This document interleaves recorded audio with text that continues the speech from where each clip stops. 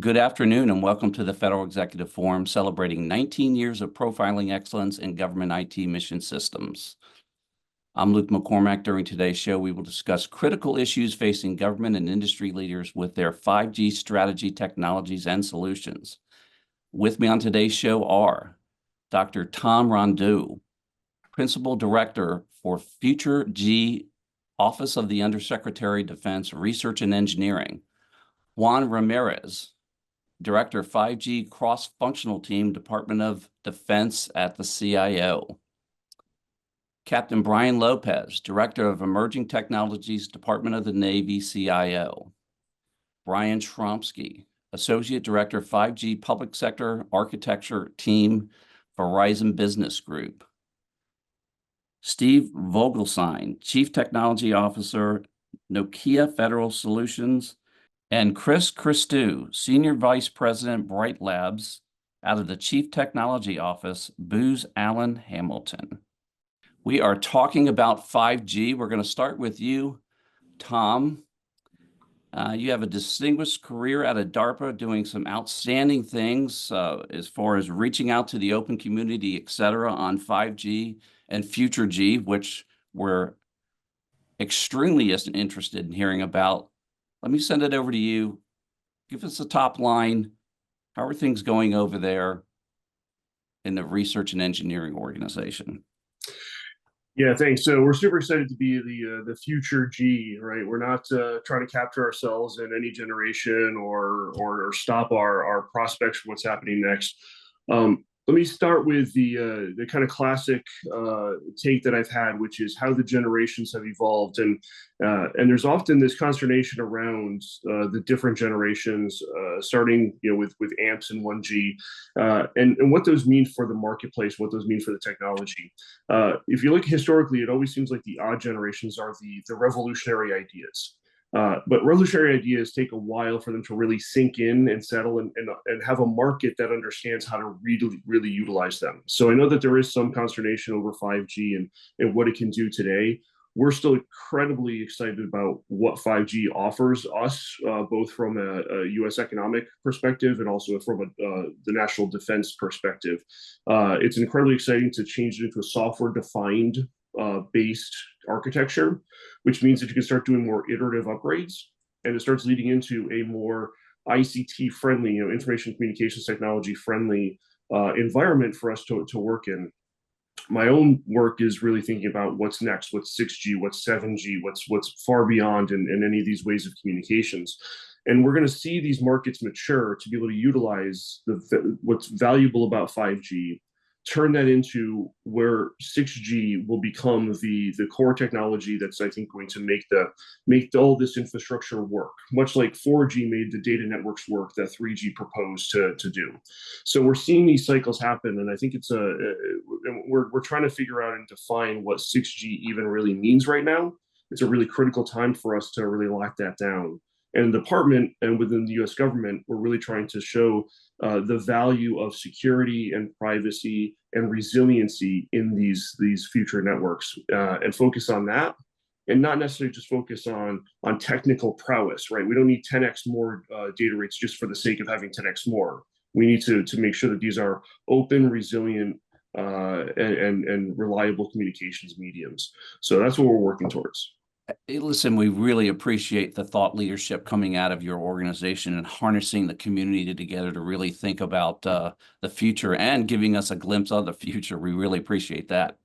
Juan, you're a little bit closer to the ground, trying to make sure the technology that is readily available and commercialized is getting out there to the bases, as I understand it. Give us a top line as to how things are going there. Yeah, thank you so much. Before I deep dive into that really quick, I just want to kind of give a quick history for where we've been, and Tom kind of led into that just so that kind of level sets everybody, and then I can kind of walk you through what I'm excited to talk about, which is what DoD CIO is doing. So since 2020, when I like to say 5G was established in the department, Tom's group really took the lead and was doing research and development on what 5G could do at specific military installations. Since then, at the beginning of this fiscal year, DoD CIO took over, great thing, great partnership that we've always had with Tom's group in R&E, and we're still working together on that. But as we took over, we're now focused on the transition and looking at what that 5G technology can do and actually operationalizing that. And so to your point, what are we doing on the installations? What I've kind of talked to industry about, I know the team here has probably heard it 3 or 4 or 5 times, so just giving you a quick update. Where we're at today in CIO is we have a vision for how we're going to deploy and adopt 5G within the department. It's really focused on 3 lines of effort. The first line of effort is really getting that 5G infrastructure on military bases. And I know we'll talk a little bit more about that later, but really getting that public infrastructure on base that's around what we call the cantonment area. So it's ensuring that we have, better Netflix, better access to 5G. When you pick up your phone, that you can actually make a phone call, that you can actually use the internet, those basic things that we take for granted. That's what we're really trying to ensure we have as a foundation with all the military installations. As we get to line of effort 2 and line of effort 3, we're expanding on that public 5G infrastructure that we've built. And then we're actually really focusing and using and seeing what those 5G technologies can do. So in line of effort 2, we expand that 5G infrastructure. We're starting to introduce private and public and hybrid networks. And we're really looking at what that technology can do up to 100% of the base when we have that 5G technology there. So some of the efforts that we've done, looking at smart warehouses, defining and actually building out a smart city, looking at flight line of the future, looking at all those different things that 5G technologies can do that are unique and specific to that military installation. And then when we get to line of effort 3, that's where I really get excited. It's looking at the tactical application of 5G and what we can do in the AORs. So looking at, tactical bubbles, looking at what we can do, and actually looking at drones and just a whole slew of things that we'll get into. But at a very high level, that's what we're really focused on now within CIO.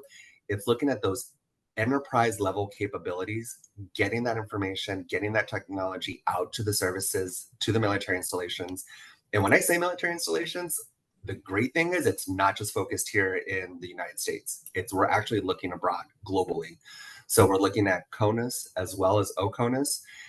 Again, going back to that line of effort 1, and I think this is really important for the military services, is we within the department, especially CIO, when Honorable Sherman was here, he committed, and we're still seeing that now with Ms. Beavers running the charge, committed to building that infrastructure, that 5G infrastructure on all military installations by the end of calendar year 28. So that's a big thing for us. And that's kind of, in a nutshell, where we're at.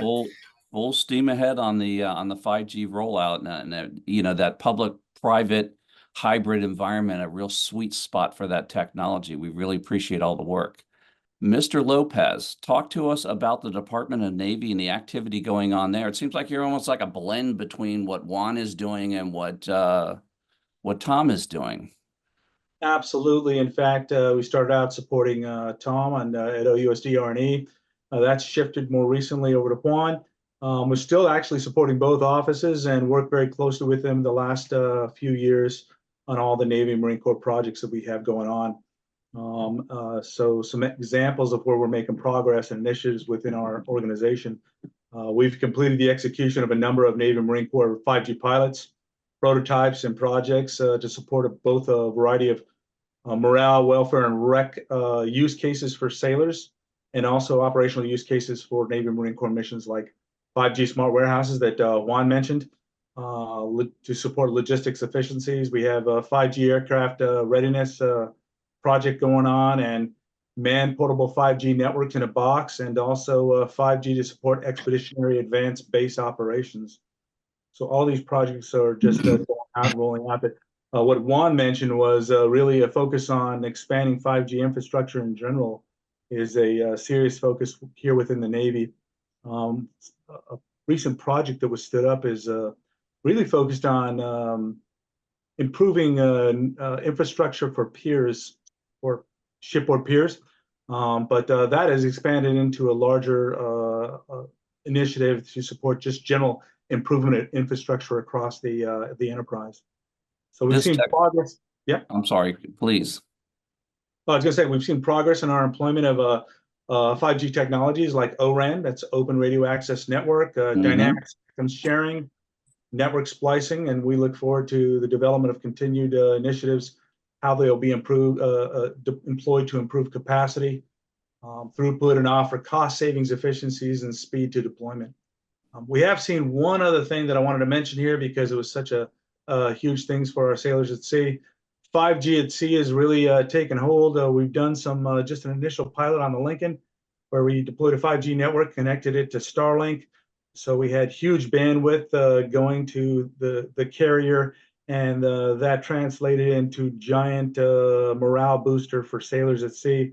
And by the way, I was a sailor at sea. When I was a sailor at sea, not to date myself, there was no such thing as the internet. And today we have things like they streamed the Super Bowl on the carrier there Nice. for 800 sailors on the hangar bay. So these are giant steps forward for us here in the Navy and the Marine Corps. So many use cases. 5G at sea, right at the top of that list. Amen to all the sailors out there. Fantastic. Brian, let's talk about, we come out of the Petri dish, we're putting steel in the ground and getting these capabilities out into the bases, out into the ships, etc. And I'm sure they're calling you.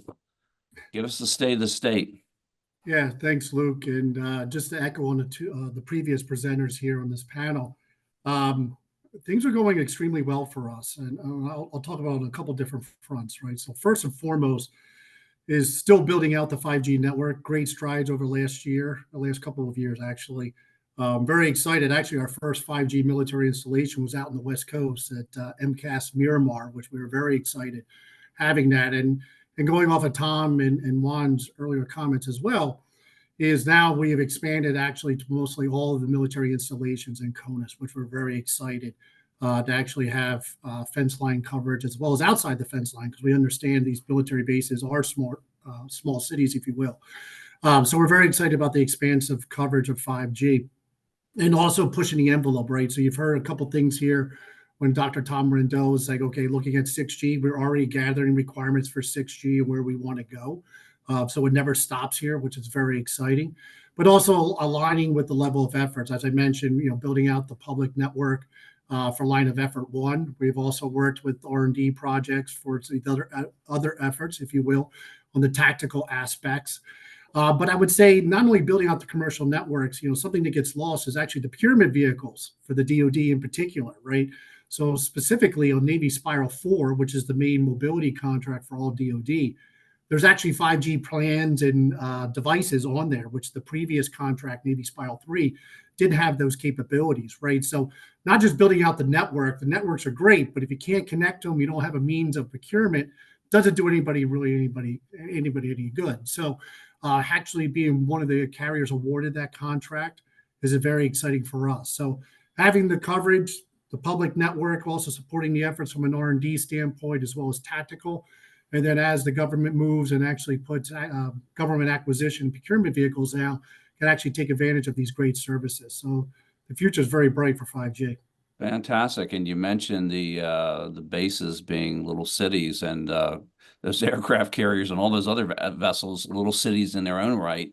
Steve, talking about connectivity, Nokia, you are right smack in the middle of that and enabling and unlocking this capability. Give us a top line as to what's happening from your dimension and what you're being asked to do as far as rolling out this capability.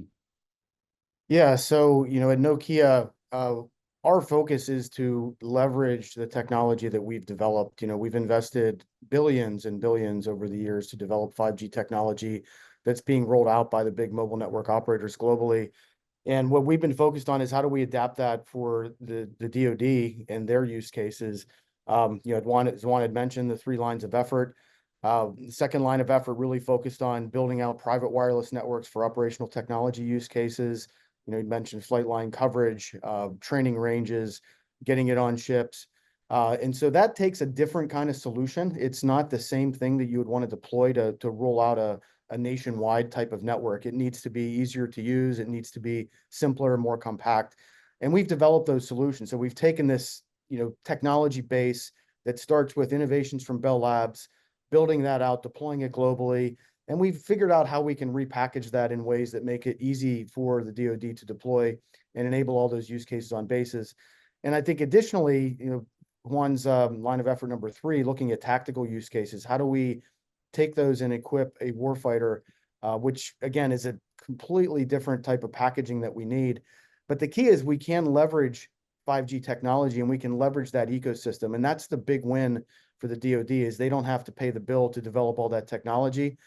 They pay the bill simply to adapt it to their use cases. And that's really the focus we have at Nokia, and particularly Nokia Federal Solutions, is to figure out how can we do that and how do we bring those capabilities, get it into the hands of the folks that can get the best advantage from it.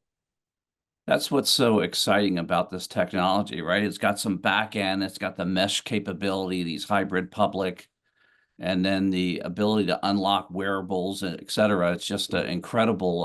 The use cases are endless, let's say. Chris, Bright Labs. Let's talk about Bright Labs and what is Bright Labs? How is Bright Labs? And then just give us the top line as to how Booz Allen Hamilton is marching along on this capability. Yeah, no, thank you very much. And, our Bright Labs organization is out of our Chief Technology Office, where we're really looking at experimenting and prototyping with new technologies and then applying them to our clients' missions. So one of the big areas that we're involved in and we help lead up for across Booz Allen involves 5G and NextG technologies, as well as Edge Cloud. And it certainly has been a great ride over the last 4 or 5 years for us as we've been working with the DoD and others in terms of researching, developing, engineering, deploying 5G. Some of the efforts that we've been doing involves even at Guam and Norfolk with some of the OTAs and hopefully what'll soon to become production 5G networks that we're deploying for various use cases. And even working with partners like Nokia on new innovations that take into account those unique type of environments and requirements that we've seen emerging out of, let's say, shipborne 5G networks and on the peer side. So that certainly has been some great efforts for us, and we look to continue to work with the DoD in terms of more use cases like that. We've also been able to test new types of applications and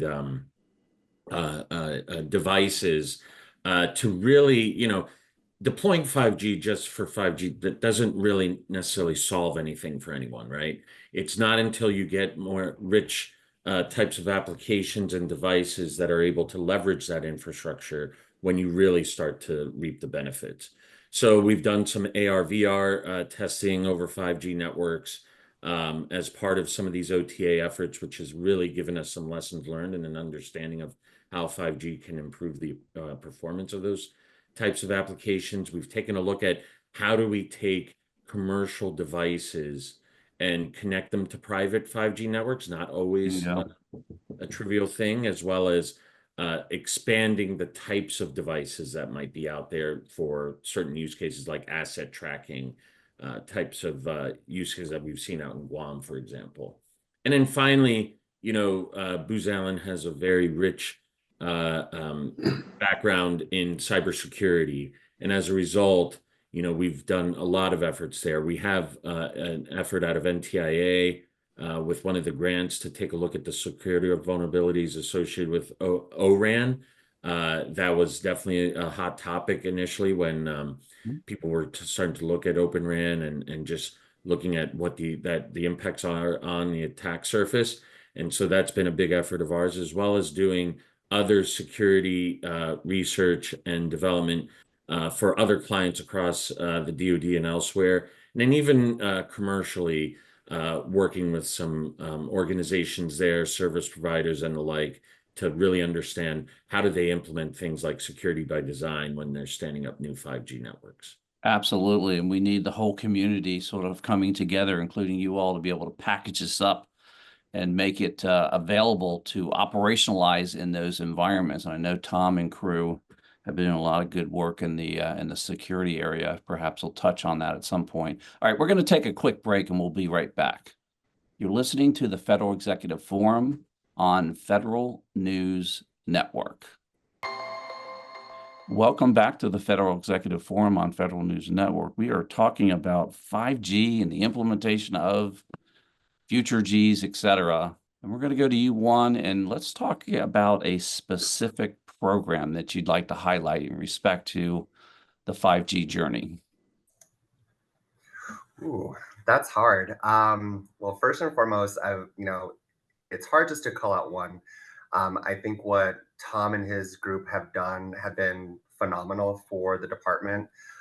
They, I think, started off with 36 different prototypes that we looked at, and we're starting to see that transition of all of those technologies, either some going to the services or we did lessons learned. So, but before I really get into that, I think it's really critical for me to highlight just the great work that that Brian and his team at Verizon or any of our other telcos are doing. Because I think first and foremost, before we can highlight a specific 5G project, we have to ensure that we have that basic coverage there at the installation. And so just seeing the push from the services or from the telcos actually working with us to not only help us in prioritization of our different installations, but actually working with us to get them on base.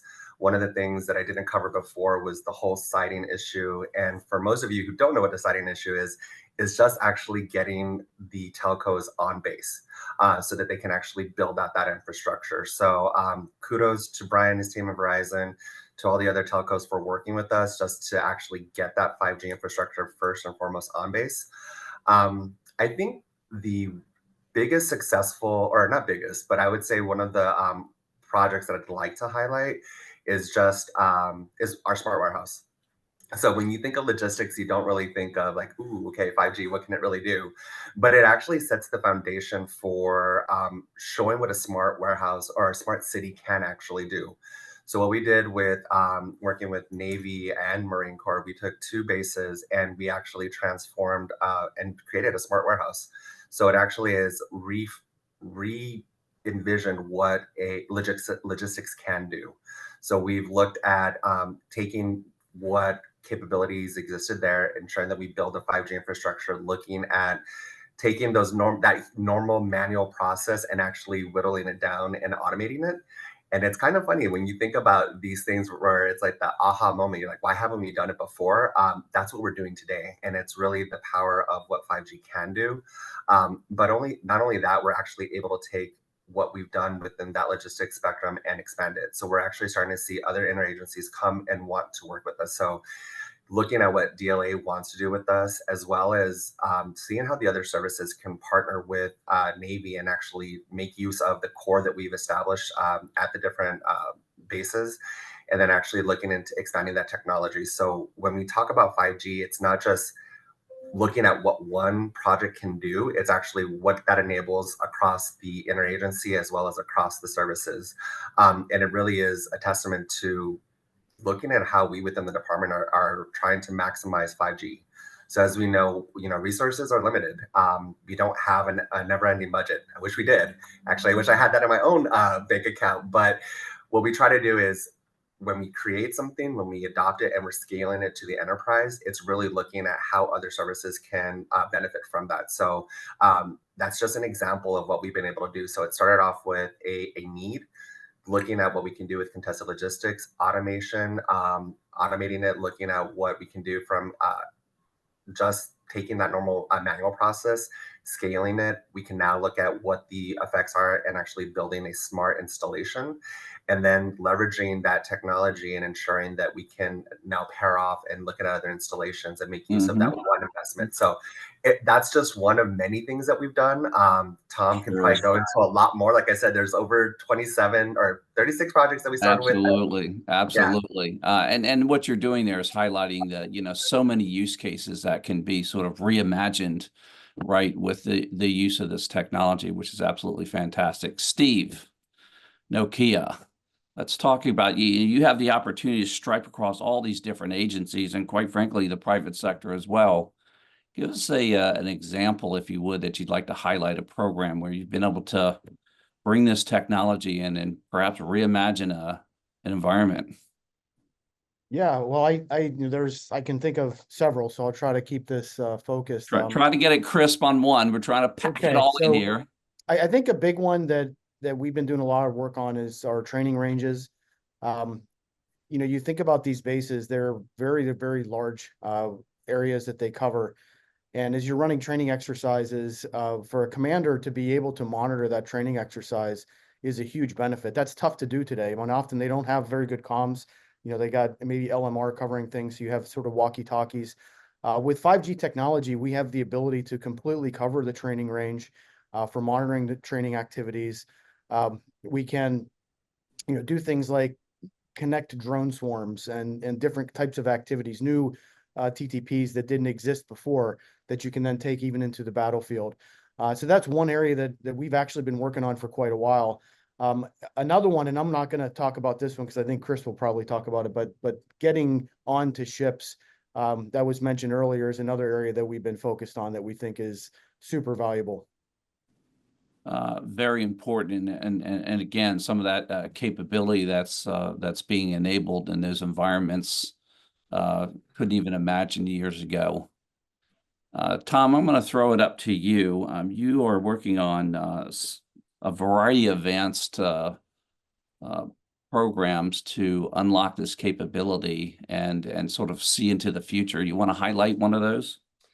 Yeah, and I'm happy to hear all the other work that's been going on here because I wanted to highlight some of that too. So that's out there. Right. So sort of the fruits, the fruits of your labor, right? Yeah, being basically realized there right before your eyes. And Juan's right. It's hard to figure out just one to talk about. But to your question specifically about looking into the future as opposed to what we've already done, I think the biggest thing that we're focused on right now is Open RAN and opening up these technologies. So we've been so the RAN is the radio access network, and for those not familiar, this is one of the biggest cost drivers of the deployable networks that we have.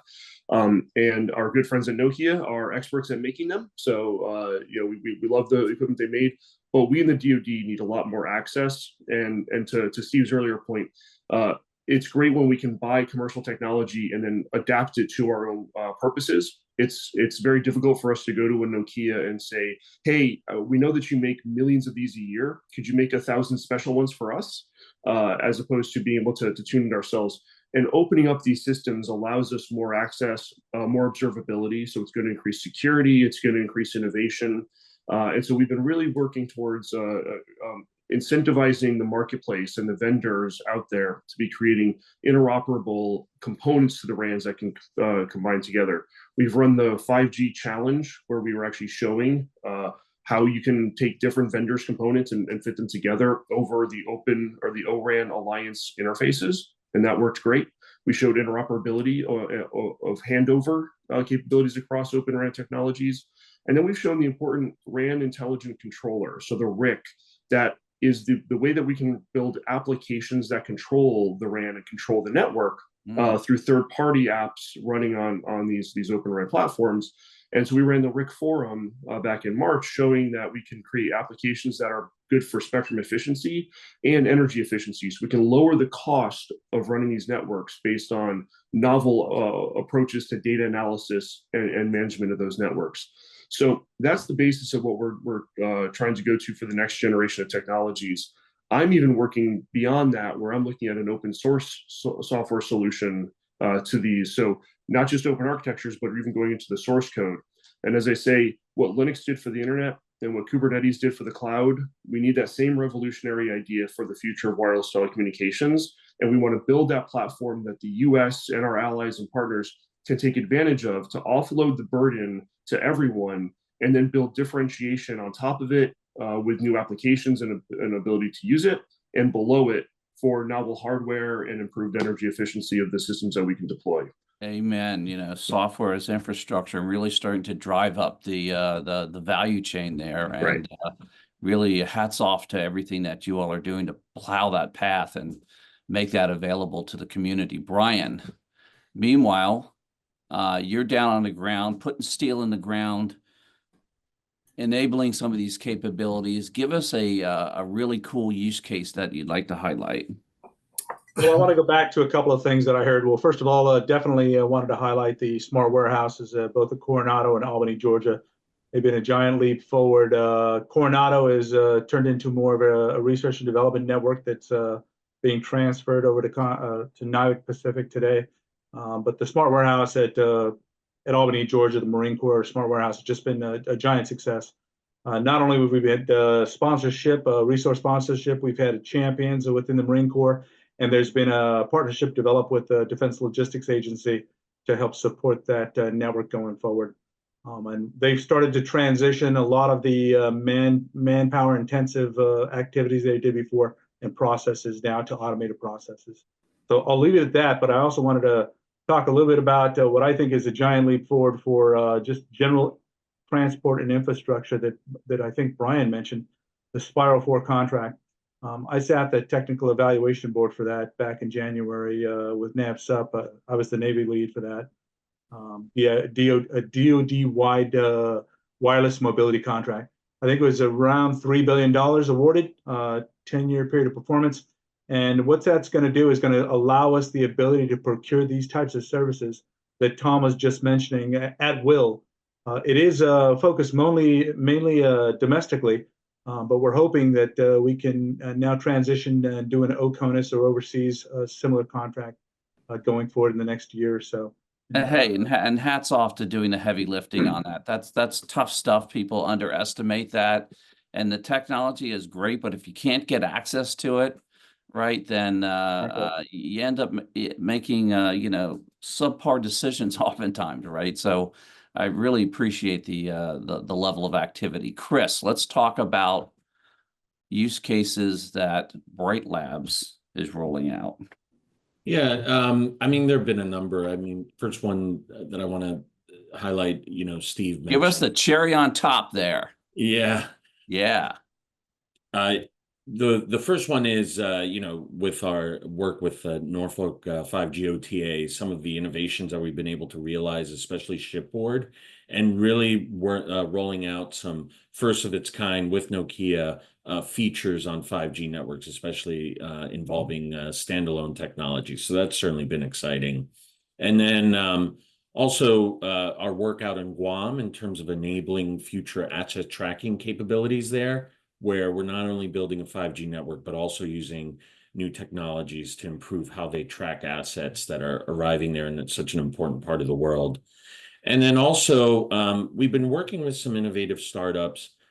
For example, we've developed a prototype mobile medic application that can actually use request resources from the network, which is a key new feature of 5G, whereby the applications can understand what type of resources the network can offer to it, so that they can then prioritize traffic as well as improve performance. So we've worked with a small startup, Shibodi, in terms of developing an initial application of that we're trying to apply to sort of mobile medic and other types of use cases.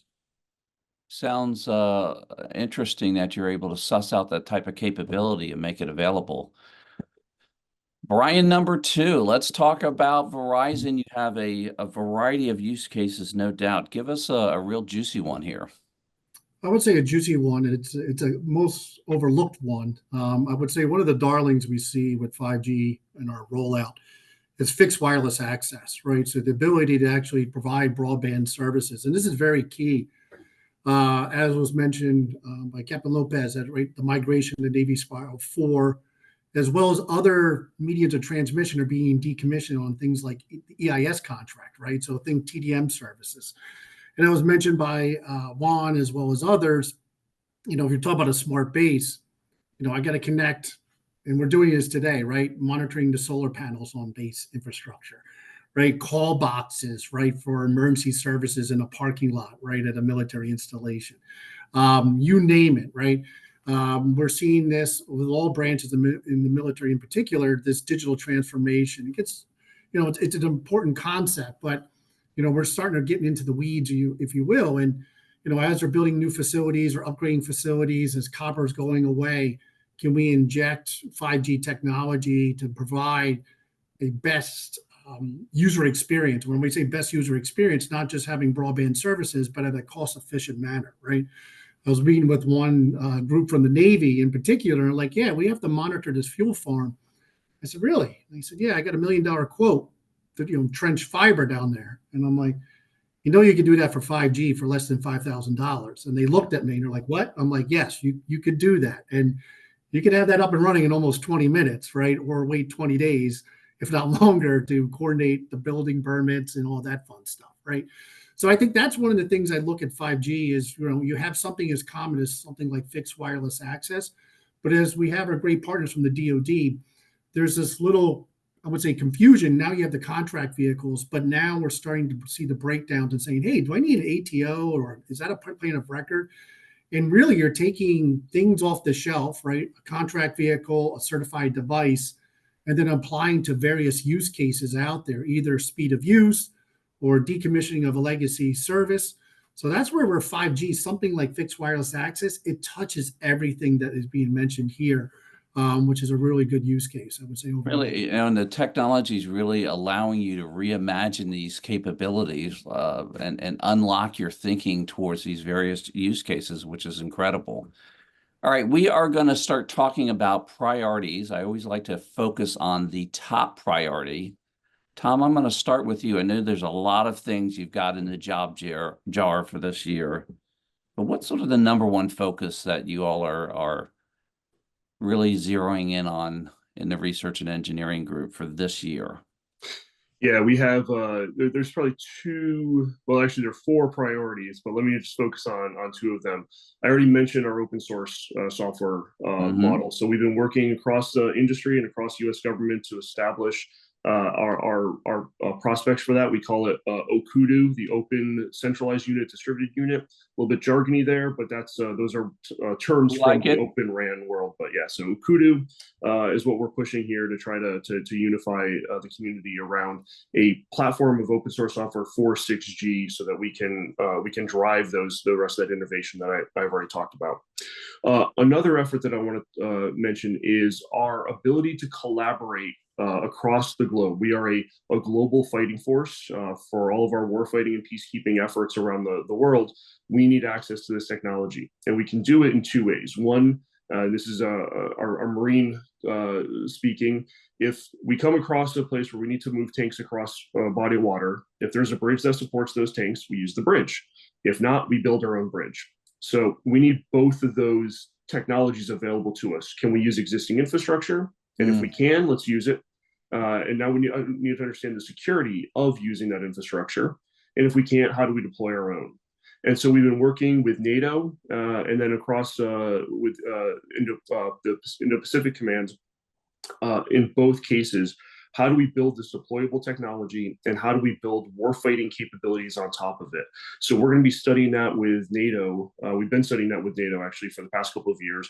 We'll be back out in Europe with NATO later this year to run an exercise where we can actually combine a bunch of tactical technologies, integrate them through a 5G network to coordinate and control the entire system with high capacity and high reliability, but still enables some of our classic warfighting efforts, such as our protected tactical military radios, controlling all, command and control, communications, position location information, all of that. We're also simultaneously working on how do we study existing infrastructure from a security and a business relationship practice, so that we know when we go into a country, can we utilize their network? And how do we build a business relationship with the local providers? Verizon's a great partner for us in the U.S., but overseas we have to build those relationships and understand again the risk to force if we're going to use their infrastructure. So we're studying how we understand that, and then how do we build those relationships and create a more secure use of existing infrastructure that industry spent trillions of dollars building for us. Really appreciate all the extended efforts going on there. We're going to take a short break. We'll be right back. You're listening to the Federal Executive Forum on Federal News Network. Welcome back to the Federal Executive Forum on Federal News Network. We are talking about 5G. We're focusing on top priorities for this year. Juan, we're going to start with you. Number one priority for you this year. Ooh, that's hard. We have a bunch, but the number one, I would say, and I think it's important for everyone, is really just to support the military department's transition plan development and provide guidance on incorporating 5G capabilities into existing programs of record to meet their requirements and their operational needs. Focused on the priority. We really do appreciate that, Juan. Mr. Lopez, number one priority. Have to dovetail right on with that. Number one priority, transition and adoption of 5G technologies to support not only sailors at sea, but also Navy mission sets. Priorities for me specifically, funding, resource sponsorship, and champions to help us transition these technologies. I hate to use the cliche of Valley of Death, so I say crossing the Rubicon to integrate these 5G technologies into our existing infrastructure and our transport for regular systems. I think Chris talked about, or Brian talked a little bit about also how do we get away from terrestrial networks and find ways to adopt a wireless mobility to substitute and find efficiencies and savings there as well. Really appreciate all the efforts there. Brian, at Verizon, number one priority for your business group this year? Probably number one for us is actually just greater 5G adoption among the military as well as all federal government here. So as I mentioned before, the contracts are there now. The job is actually to grow the market share from us. And I would say on the technology side, which we're excited, the priority is on the network side. It was mentioned by Chris, is actually if we go full-blown standalone 5G, right? So moving to that standalone core, which will enable, which we're very excited, going into 25, things like network slicing, right? So have more network capabilities into the 5G network that will unlock more potential and more use cases out there. Fantastic. We look forward to the network splicing. Steve, Nokia, number one priority that you all are focused on for this year? Yeah, I think the number one priority is clear for us. It's investing to get 5G technology into the hands of warfighters and peacekeepers. You know, Nokia has been very proactive in investing in this area. A year ago, we acquired a company called Phoenix Group that had taken some of our 4G technology and packaged it in a way that could be used in tactical environments in a very safe and secure way. Just a couple of weeks ago at TechNet Augusta, we unveiled a new system that incorporates our latest technology, our latest system on chip into a tactical platform that's going to bring even more capabilities to the warfighter. And we're going to double down on that investment. We really think it's going to be a powerful capability. Really do appreciate that and look forward to that as well. Chris, you have a lot of cool things cooking over there in Bright Labs. Yeah. What's the number one cookie over there? You know, I think while we work with our many of our government clients that are online here and others in terms of really helping cross that valley of death into more 5G production contracts, whether that be in one of the lines of effort that Juan alluded to before, or getting them on bases or in the tactical environment. Also looking at over the horizon on one of the key 5G use cases, which is 6G, and looking at those new technologies and how will those start to be rolled out and how can we help influence those standards and the like. Things like ambient IoT, JSAC or integrated sensing and communications and other key technologies like that, as well as the continued virtualization and containerization of the RAN are things that we're looking at over the horizon so we could start incorporating those into future 5G and 6G networks. Fantastic. And we really appreciate the double downing of those various activities. All right, we're going to have to wrap it up, but we always like to end with this last question, which is we're going to fast forward only 2 to 3 years. We don't like to go 5. That's just too far out there. And Chris, we're actually going to start with you. Let's fast forward 2 to 3 years from now. What's going to be coming out of the Bright Labs unit magic box 2 to 3 years from now? What are you all going to be focusing your attention on? What's it going to look like? I start to envision just the greater adoption of 5G, right?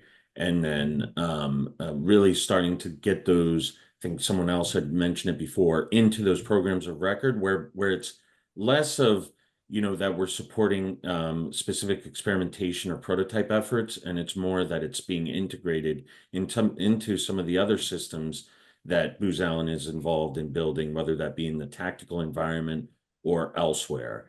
So I would really envision that it's more integrated into the mainstream into some of those systems, especially where it makes sense for 5G. And then just other things like the greater adoption of O-RAN. We're starting to see more of those features that have been promised with 5G, such as network slicing, network resource allocation, as well as starting to look at how we can implement new technologies like dynamic resource or dynamic spectrum allocation and dynamic spectrum sharing to help realize some of the spectrum moonshot activities that have been announced by the government as well. So I would really envision that it's just the continued maturation of the technology and continued adoption. Appreciate everything that you all are doing over there. Steve, fast forward 2 to 3 years from now, if I'm buying a Nokia device, what's that going to look like? What's capability? Am I going to be able to buy anything but a 5G device?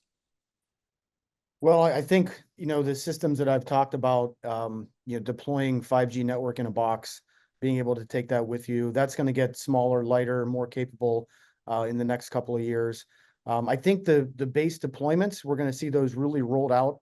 We're going to move beyond sort of, learning into actual production, applying those to, improve logistics, improve training, improve MWR, get telemetry on the flight line. I think all of that is going to move from where we are today, which we're doing the first deployments. We're kind of learning to doing that, at scale.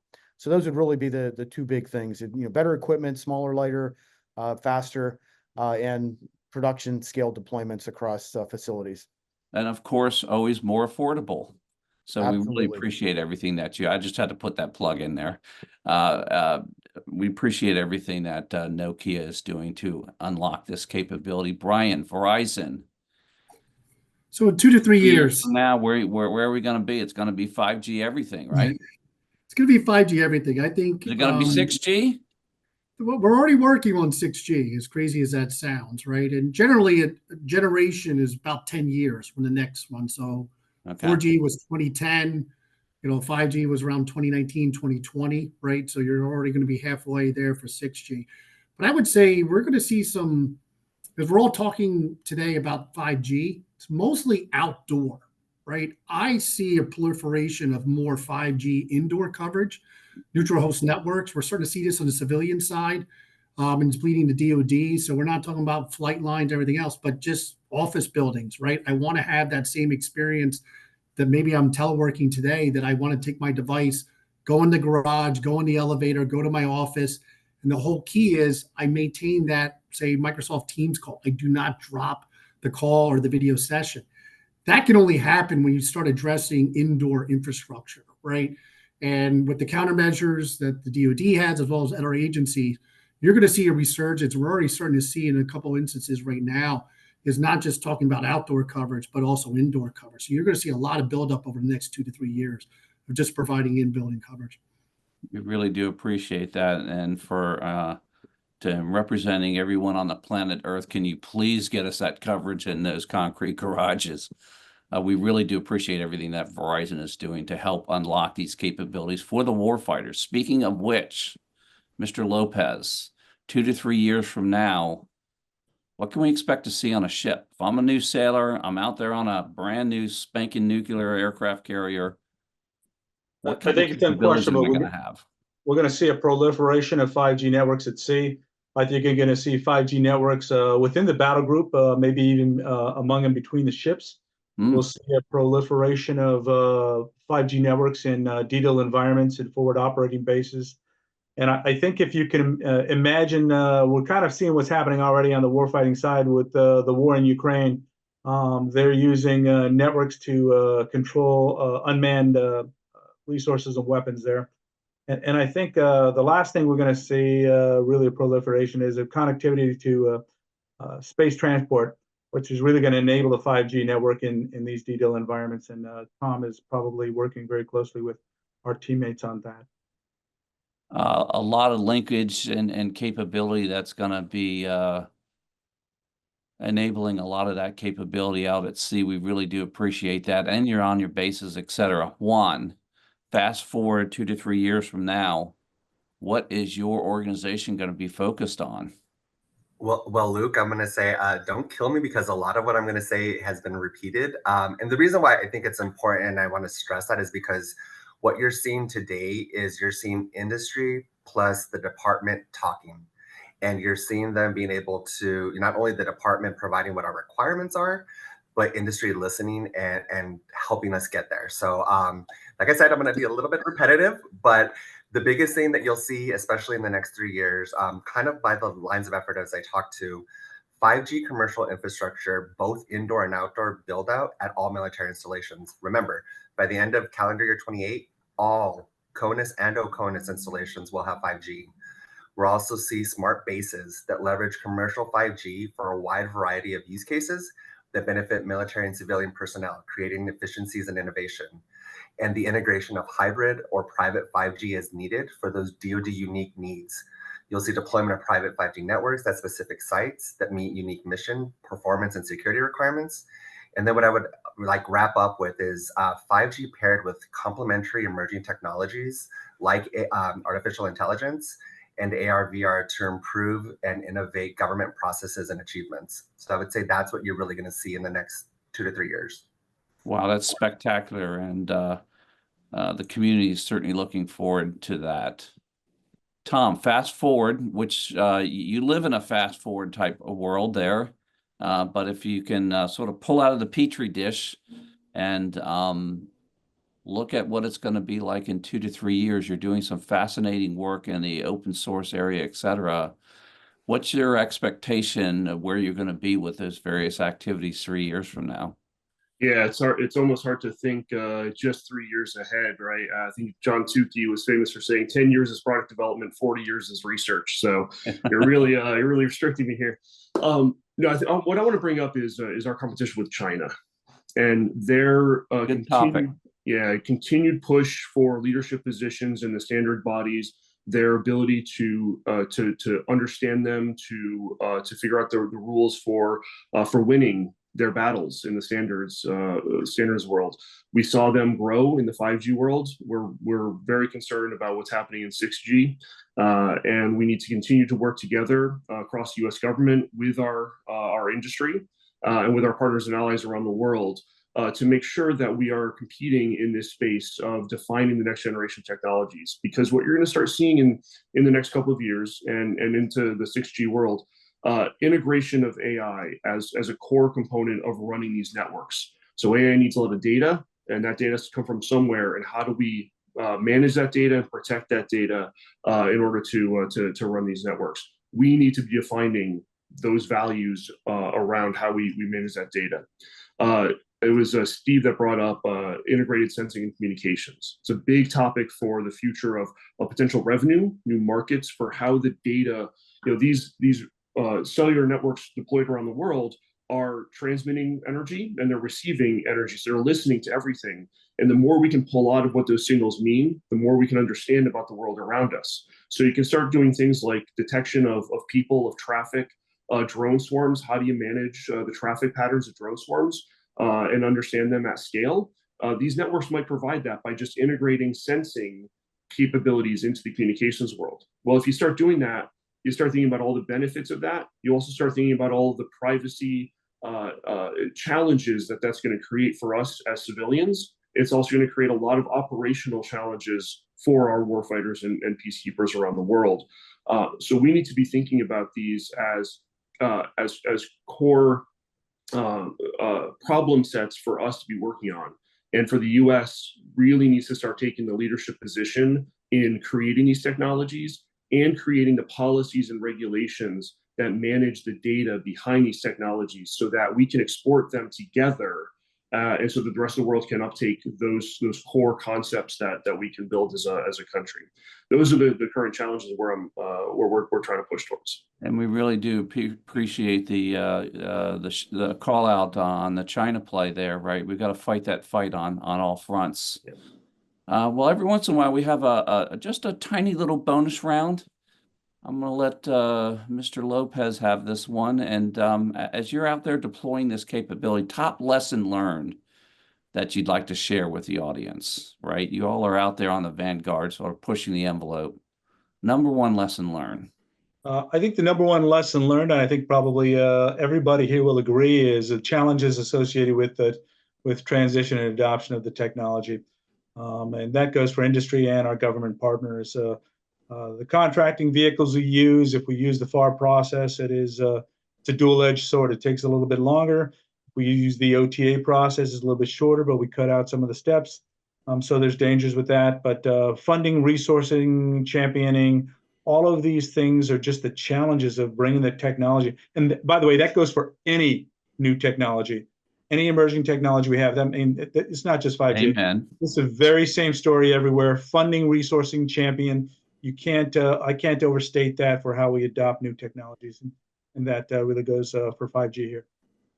Really appreciate that, and a good exemplar of lessons learned that those that will follow behind you will appreciate the wisdom. All right, we're going to have to wrap this show up, but we really do appreciate it. I'd like to thank today's guests for taking the time from their busy schedules to join us for this program. I'd like to thank all of our sponsors for supporting us on this show. I'd like to thank the good people here at Federal News Network that make the program so successful and enjoyable. And most of all, I'd like to thank the listening audience out there that tune in every month. You're listening to the Federal Executive Forum, part of the Federal News Network.